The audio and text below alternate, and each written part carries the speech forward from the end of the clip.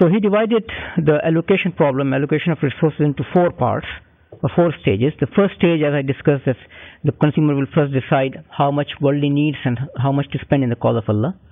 Then at the second stage, he will decide how much to consume for the present consumption and how much to save for the future.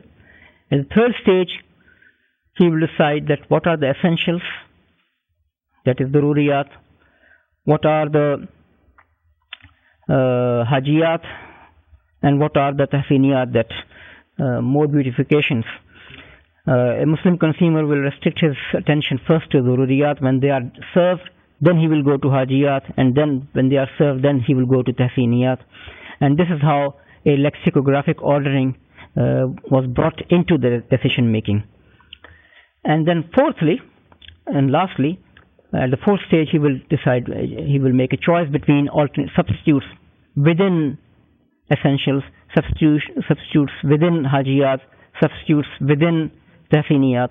So this was his model that was presented, and you can find in the literature that how it is criticized, what were the shortcomings of that model.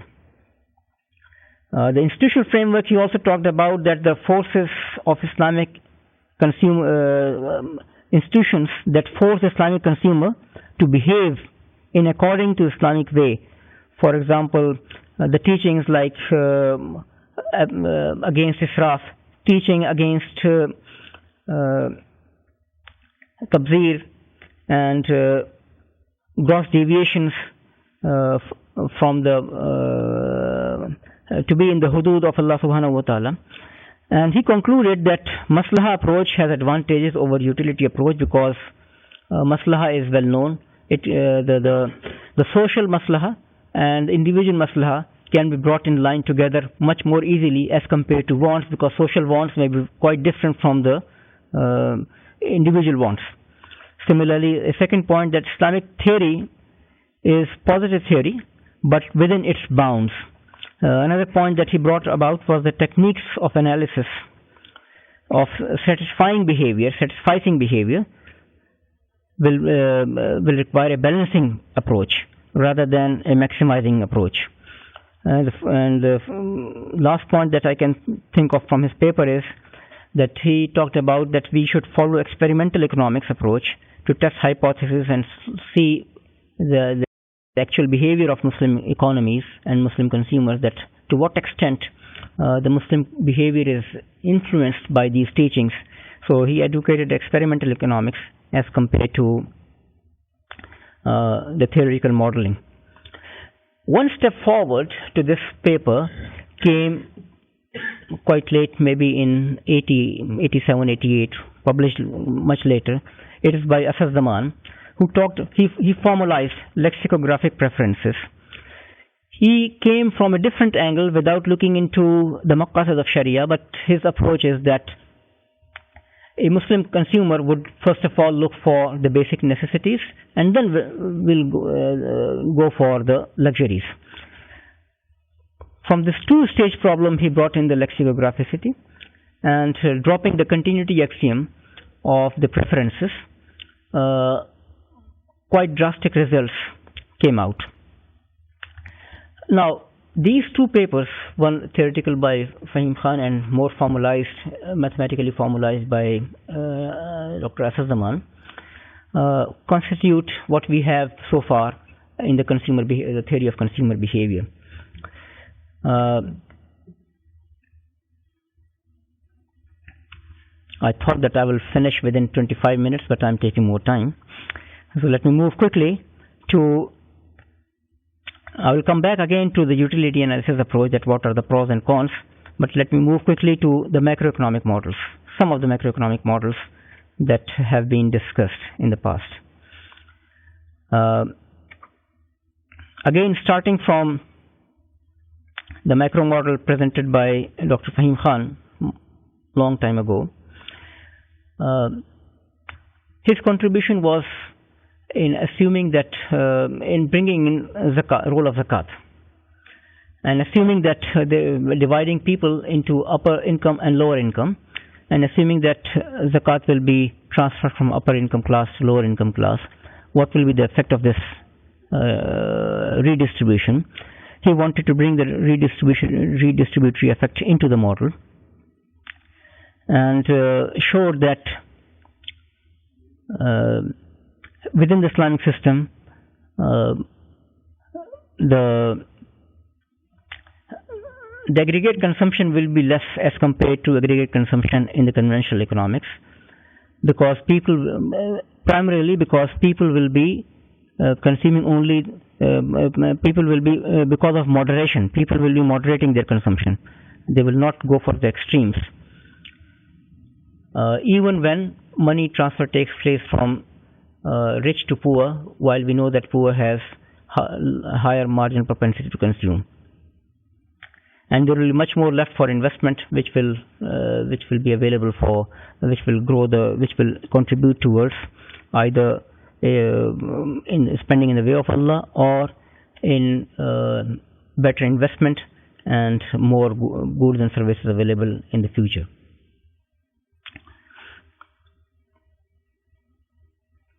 There are ISLM models, and most of you are the students of Islamic economics, so I am sure that you have gone through many of them. Like some were published in the IRTI old publication, lectures on Islamic economics. Some were published in the book of readings edited by basically microeconomic models were printed in book of readings in Islamic economics, edited by Dr. Sayyid Tahir and Adid Ghazali and another from Malaysia. And vastly, as far as I understand, all of them are taught in various curricula of Islamic economics in various universities. So no need for me to go into that. I'm just trying to revive the memories of the people, that because these are some old literature. Now, within the macro framework, coming to the model of Rauf Azhar about investment. Let me show you my notes rather than trying to explain. What Rauf Azhar did in the theory of optimal investment decision in Islamic economy, this is the usual intertemporal choice model that we know from new classical theory. Over here is consumption today, consumption tomorrow, and this is the transformation possibility, technical transformation possibility curve, and these are the indifference curves of an individual, showing the time preference of individual. There are two individuals, A and B. In the normal case that we are all familiar with, in autarky, individual A will be consuming over here, will be making intertemporal choice over here. This will be equilibrium, consuming this much in period 0 and this much in period 1. This is the equilibrium for Mr. B, consuming this much in period 1 and this much in period 2. If they can lend and borrow on the base of interest, this is the interest line or the transformation curve. In that case, equilibrium will be achieved at E star. Mr. B is lending this much money, this much he is borrowing this much money, and they are getting new consumption points which is higher in this way, which are on higher indifference curve. In this way, both Mr. A and Mr. B are better off based on interest-based lending and borrowing. This model is with no information, no uncertainty, with perfect information and complete information, no uncertainty at all. This is the usual case. But since Islam prohibits interest, and this kind of intertemporal transformation through lending and borrowing will not be possible, so will the Islamic consumer will be worse off or better off? This question was taken up. What will be the optimal investment criteria by Rauf Azhar, and he came up with this idea.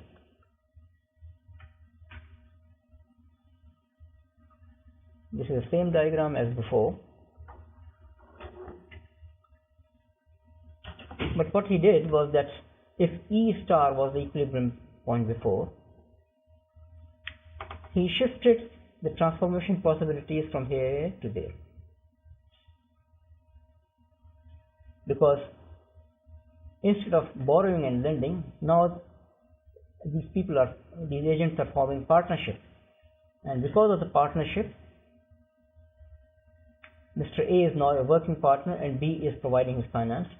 He says that this transformation curve will shift up starting from that point, and hence, assuming this is partnership, this is the extra profit that they are getting. It will be split up like this. This is the curve that will be faced by Mr. B, and this is the total society's transformation possibilities, but this will be the portion of the curve which will be faced by Mr. B. So Mr. B can still be better off by moving to a higher indifference curve through this partnership, and this much earning, this is the earning, that is the leftover earning, is taken up by Mr. A, which will result in the possibility that Mr. A will be able to consume more in future, and hence he will also be on higher indifference curve, although this indifference curve is not touching to this old production possibility. This is, I think, is another innovation, although this model can be criticized because they have some basic flaws in the modeling, that why this curve moved up like that, and but ignoring that part, we can take up if I want to take it up, I will have to go into detail of the model, which in this short lecture, which covering microeconomics as well as macroeconomics, and then commenting on what should be the methodology, we will not be able to do, but you can find that in the lectures in Islamic economics and elsewhere as well. So this is how he was able to model optimal investment decisions. So the point that we see from these some of these models is that in the past, people have tried to do, people were very good at innovations. They have tried to innovate something, either tinkering with the existing models, tinkering with the existing theory, or to bring in some new. This kind of thinking, this kind of active reformulation of the theory, we are not seeing these days. Of course, they were not successful in all matters, but at least that was a start that took place, and we need to have something similar going on. Now, coming to my last model,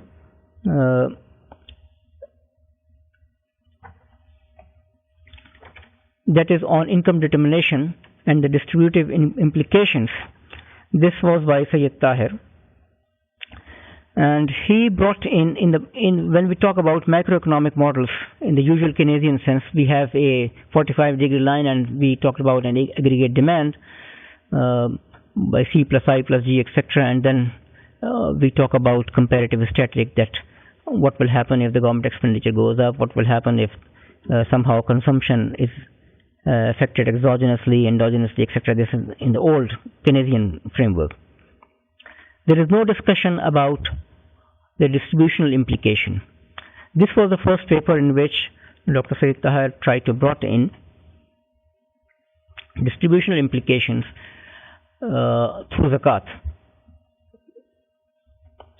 and what kind of GNP accounting will be needed if we switch to that model. Of course, the conventional Keynesian models are no longer fashionable within the conventional economics as well. After the rational expectations revolution, and after many other revolutions that have taken place, now the debate has moved.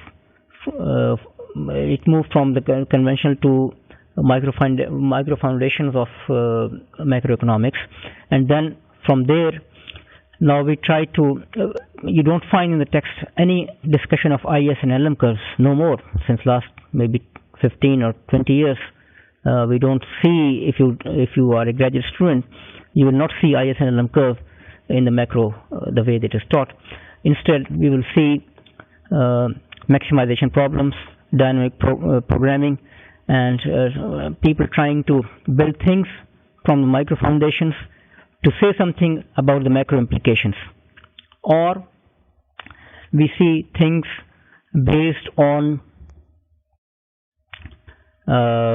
complexity theory, or we see things based on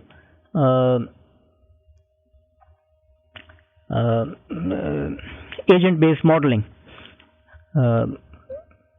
Very few people these days talk about the same old ISLM framework, and this is another area in which the Islamic economics, or this is another tool that Islamic economics can utilize for development of Islamic macro side. There are some very good surveys that are available in Islamic microeconomics and Islamic macroeconomics. One is done by Dr. Zubair Hassan in 1990, maybe 2005. Another survey that we see is available from in the Lecture of Islamic Economics done by Asaf Ahmed. There are other surveys as well. In a recent debate that has started in the King Abdulaziz University's Journal of Research in Islamic Economics, on a paper by Asad Zaman, in 2005 paper, and in 2007, just recently, a month ago, 5 people commented on the paper: Najatullah Siddiqui, Fahim Khan, Saifuddin Tajuddin, and who else? These 3 and somebody else, I'm forgetting the name. Asad Zaman, Saifuddin Tajuddin, Fahim Khan, Najatullah Siddiqui, these 4 people commented, and Asad Zaman again gave a rejoinder. So I was hoping that in this lecture I will be speaking only for 25 minutes, and since Asad Zaman and Sayyid Taha belong to IIIE in Islamabad, Saifuddin Tajuddin will be available from Markfield. These 4 people will be enough to initiate the debate, and will be able to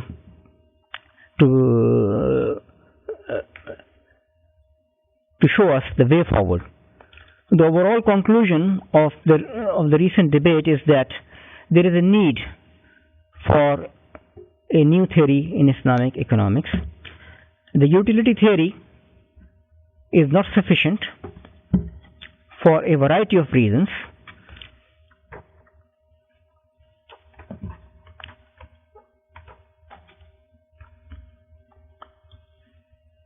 Although one can say that it is convenient because it is already developed, the utility theory, but the rationality assumptions and the foundations on which the utility theory is based, on the extreme behavior, extreme assumptions that it takes, are not only unrealistic, but they are contrary to Islamic teaching, Islamic norms. But one can also argue that ignore the foundations and take its theory as a tool, and look only at the logical analysis, use it for logical analysis only. For example, for choice between halal goods. So what is wrong in using conventional utility theory in the microeconomics, in deciding about the consumer behavior or deciding about the firm behavior? But even this approach may not be suitable on the technical grounds that if we look at any new classical model, whenever you analyze using a utility theory, you end up with strange conclusions that may not be compatible with Islamic teachings. For example, take the case of taxation theory. No matter how you try to model, you will find ultimate result that optimal taxation will be that you tax on consumption, because this is the way most revenue you can get maximum revenue with efficiency without distorting the preferences. But what will be the result? that poor, which has high marginal propensity to consume, end up burdened most, as opposed to the rich, who has lesser marginal propensity to consume. A conclusion that comes out, which is against the fairness, against the concept, the principal teachings of Islam, or we can say against the maqasid of Sharia. Similarly, if we look at the trade theory, again similar conclusions come out. No matter how good a model you make, because of the fundamental nature of the maximizing assumption and non-satiation that we are assuming, and the sanctity that we are giving to this,